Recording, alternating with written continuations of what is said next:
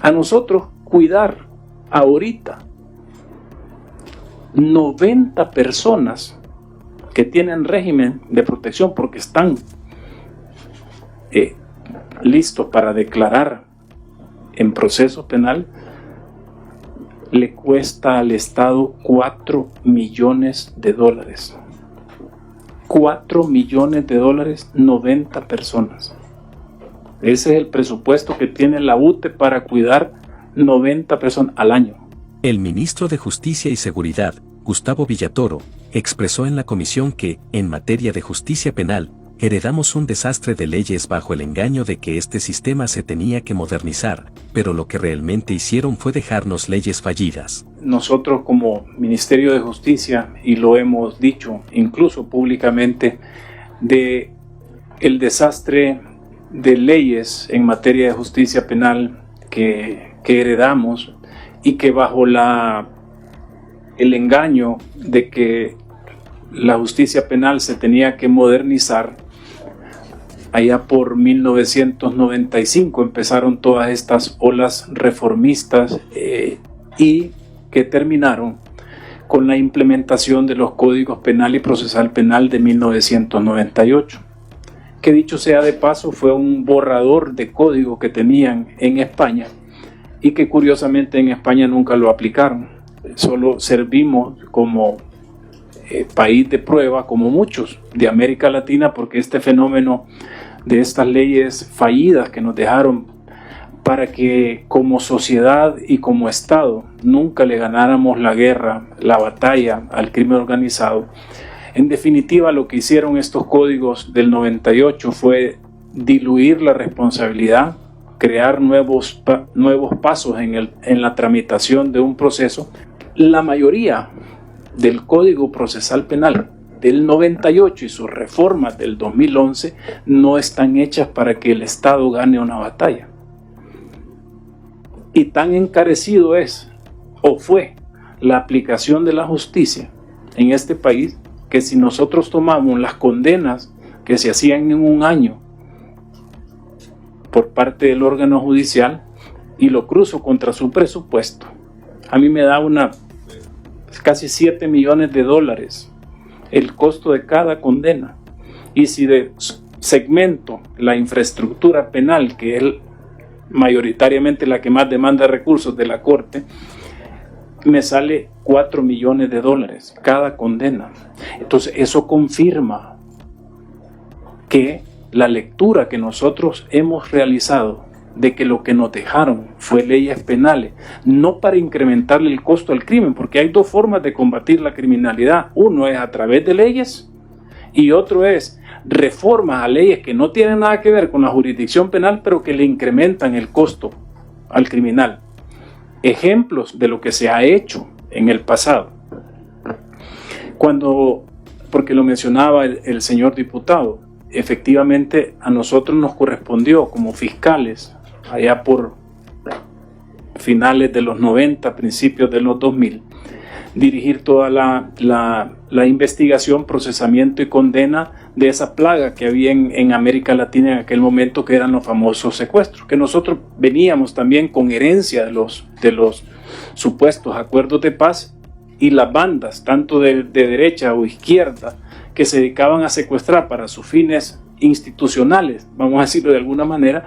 Cuando se firma la paz, estas bandas quedaron operando libremente, pero ya para fines propios. Entonces, tuvimos la afectación de estas bandas, no solo en El Salvador, sino que también fue algo en México, en Guatemala, en Honduras. Colombia también tenía bastante de esto. Entonces, ¿qué hicimos?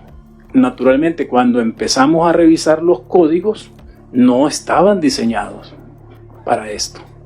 Es más, todavía hay un ejemplo anterior. Margarita Parada Grimaldi, que era la zar de robo de mercadería allá por 98, 99, saben que el robo agravado, según esos códigos que nos dejaron, tenía que conocer el jurado. Y esta persona era una Robin Hood.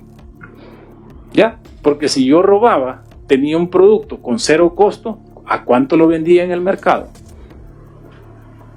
bien barato. Y la primera vez que nos enfrentamos a este fracaso de leyes que nos dejaron, la absolvieron, porque era gente normal. Ahí reformamos, pedimos la reforma para que el robo agravado fuera conocido por jueces. En secuestro igual se hicieron los ajustes, pero tocamos la ley de telecomunicaciones, tocamos la ley de tránsito para prohibir los polarizados, para obligarle a las operadoras que identificaran quién era el que estaba contratando un número de teléfono celular, pero eso iba en esa línea. Una cosa es las leyes penales y otra cosa son las leyes secundarias que le incrementan el costo al delincuente para cometer el hecho.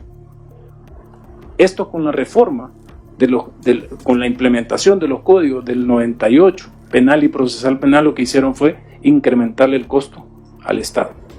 De tal suerte que nosotros estamos realmente convencidos de que tenemos que ir haciendo esas correcciones, porque lo que no podemos como representantes de órganos de Estado es seguir permitiendo que el delincuente gane en la mayoría de veces cuando se enfrenta al Estado, porque no son los jueces los que pierden, no son los fiscales los que pierden, no perdemos tampoco como policía, perdemos como sociedad, y para eso es necesario hacer este tipo de reforma. Ya entrando un poco en materia, una de las cosas que se miraba, que quedaba un poco en el limbo y que está íntimamente relacionado a ese incremento del costo, es la prohibición que quedó en los códigos del 98 de poder condenar en ausencia. En los códigos del 74 esto se podía hacer. Ya. No había ninguna razón lógica para revertirlo, porque una cosa es apostarle a la modernización de la justicia penal y otra cosa es lo que nos dejaron, porque era algo que funcionaba, que no lesionaba derechos de los imputados, porque siempre había, o acaso en algún país del mundo el imputado se defiende solo. Siempre tiene que tener un abogado, salvo que él sea abogado y decida defenderse solo. Pero en todos los países del mundo, un imputado necesita de un abogado. Entonces, si él no se quería presentar, entonces lo representa el abogado y sus derechos no están siendo vulnerados porque puede debatir y cuestionar la prueba. Aquí se olvidaron de eso y con una intención malsana. ¿Por qué digo malsana? Porque si yo agarro de ejemplo un caso individual y digo, están procesando a Gustavo Villatoro por el delito de receptación, no se presenta a la audiencia preliminar, le giran orden de captura, y si a Gustavo Villatoro lo capturan 2 años después, pues entonces se celebra la vista pública y no hay problema. ¿Ya? No hay ningún costo elevado al Estado porque el procesamiento es de una persona. Pero los casos que nosotros tenemos y el principal enemigo de la sociedad son instituciones o entidades multicrimen y multioperadores. ¿Ya? Entonces, ¿qué pasa? Para que entremos un poco con casos emblemáticos. El caso Jaque. ¿Cuántos reos presentes llevaba? En los números me puedo equivocar, pero vamos a decir que eran 75. ¿Cuánto era el total de imputados que había en esa causa? 300. Ok. El sistema de leyes, hoy por hoy, el sistema procesó y condenó, vamos a suponer, a 70 de esos 75 presentes. Los demás los declaró rebeldes, les giró órdenes de captura. Y si nosotros capturábamos a los 3 años a uno de esos más de 225 pendientes, yo tenía que volver a celebrar la vista pública. Y ojo, que ni siquiera era el mismo juez que ya había condenado a los 70, sino que tenía que ser otro juez. Y ese otro juez lo determinaba la Corte Suprema de Justicia, porque el juez que conoció de sentencia no puede, le voy a mandar esto. No, tenía que venir una burocracia elevadamente excesiva y el costo, porque nosotros teníamos testigos protegidos en esos casos. Y si no habían declarado en contra de todos, todavía los estamos cuidando. A nosotros cuidar ahorita 90 personas que tienen régimen de protección porque están listos para declarar en proceso penal, le cuesta al Estado $4 millones. $4 millones, 90 personas. Ese es el presupuesto que tiene la UTE para cuidar 90 personas al año. Entonces vean ustedes que sí, efectivamente, estos códigos del 98 y sus reformas lo que vinieron fue a incrementarnos a nosotros el costo. Era un Estado fallido en materia de justicia penal porque ni siquiera la infraestructura de los tribunales penales estaba acorde. ¿Cómo es posible que yo tuviera más de 375 jueces o tribunales para justicia penal común y solo 11 para criminalidad organizada? ¿Y cuál es el enemigo que hemos tenido en los últimos 30 años? Crimen organizado. ¿Ya? Ahí está un poco lo que se le critica, ¿ya?, a todos los gobiernos anteriores. ¿Ya? Porque si con maletines negros podían corregir algunas resoluciones de salas en la corte, ¿por qué nunca corrigieron esto para bien de la población? No les interesaba, porque nosotros no es que hemos ido a algún monte especial a conectarnos con la deidad y conocer toda la maldad detrás de estas leyes. No, somos salvadoreños todos, desde el presidente, su gabinete y todos los que estamos involucrados, nuestros policías, nuestros soldados, todos somos salvadoreños. No tenemos ninguna, digamos, humanamente ninguna cualidad especial, pero tampoco sobrehumano, porque no hemos ido a conectarnos a ningún monte para conocer estas maldades que nos dejaron, de tal suerte que sí podía haber sido advertido por cualquiera de los gobiernos anteriores y no lo hicieron porque definitivamente el negocio de la sangre, que no la ponían ellos, era más rentable. Y hay una maldad detrás de todo esto, que es lo que estamos en conjunto con ustedes y con la Corte Suprema de Justicia tratando de desactivar, precisamente para que volvamos como sociedad a ser los grandes ganadores que siempre tuvimos que ser, porque en los países de primer mundo, ¿por qué se han desarrollado? Porque tienen sistemas de justicia penal efectivos.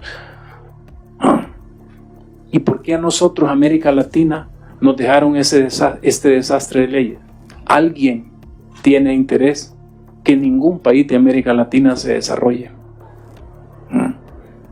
Y no hemos ido a ningún monte a traer esto.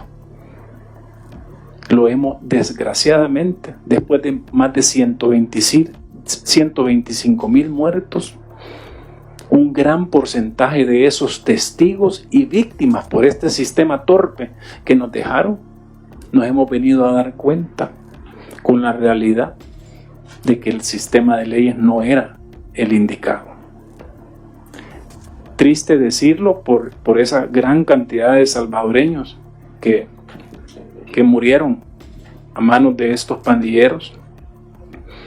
Porque, ojo, estas reformas, tanto las que ustedes están presentando como las que nosotros traemos, en ningún momento pretenden vulnerar la situación de Estado de Derecho en el que nos encontramos. Porque algunos de estos títeres, de titireteros, andaban moviendo sus influencias, incluso diciendo de que las propuestas que nosotros íbamos a traer iban a implicar que el imputado tenía que demostrar su inocencia. Así de malintencionados, pero bueno, eso son ellos. Nosotros, la verdad, tenemos que seguir enfocados en esto, pero para llegar a entender el nivel de maldad también con el que estos poderes fácticos del pasado están operando y manipulando muchas organizaciones de sociedad civil, como ellos le llaman, pero ni siquiera nunca se han pronunciado por ese respaldo ciudadano, por esa alegría que tiene la gente, que la pudimos percibir. ¿O acaso ustedes se acuerdan de algún ministro de la defensa que haya sido tan ovacionado y tan aplaudido por su pueblo? Yo creo que no. Yo, por lo menos, a pesar de que soy de la generación de la década perdida por esa guerra también torpe en la que nos metieron, nunca vi a un ministro de defensa ovacionado. ¿Por qué ahora sí?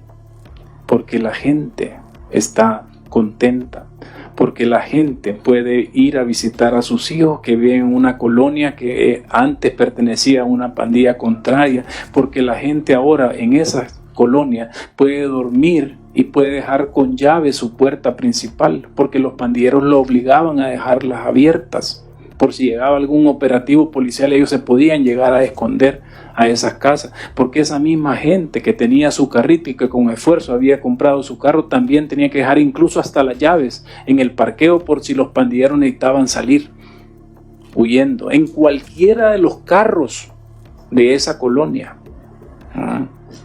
¿O ustedes creen que no es felicidad para los padres y para aquellos que tenemos hijas saber que no va a haber un matón, un cobarde terrorista que va a andar pidiendo a mansalva con qué niña quiere estar o con qué joven quiere estar?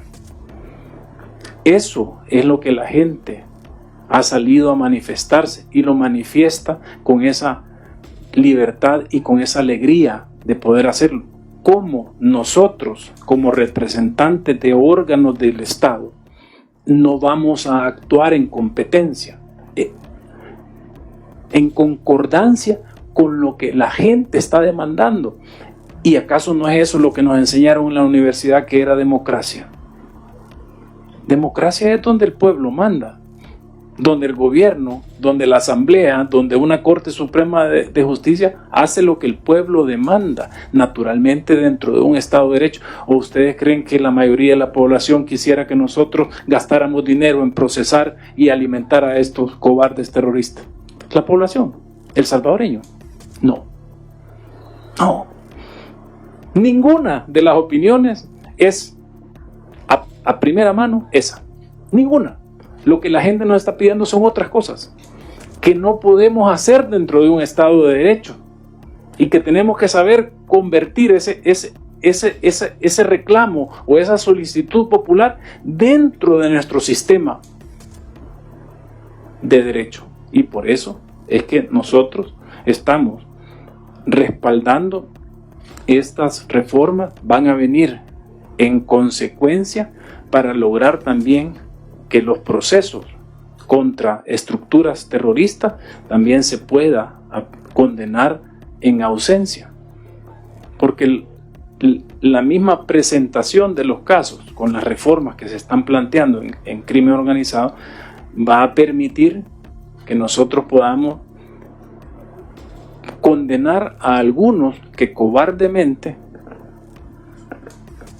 están pretendiendo mandar y dando instrucciones desde México y Guatemala.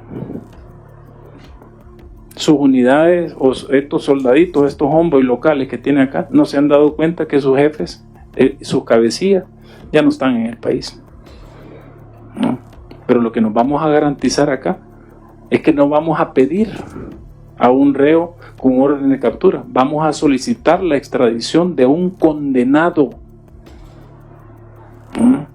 porque ya no vamos a estar gastando dinero en repetir vistas públicas por ese nuevo reo que se capturó.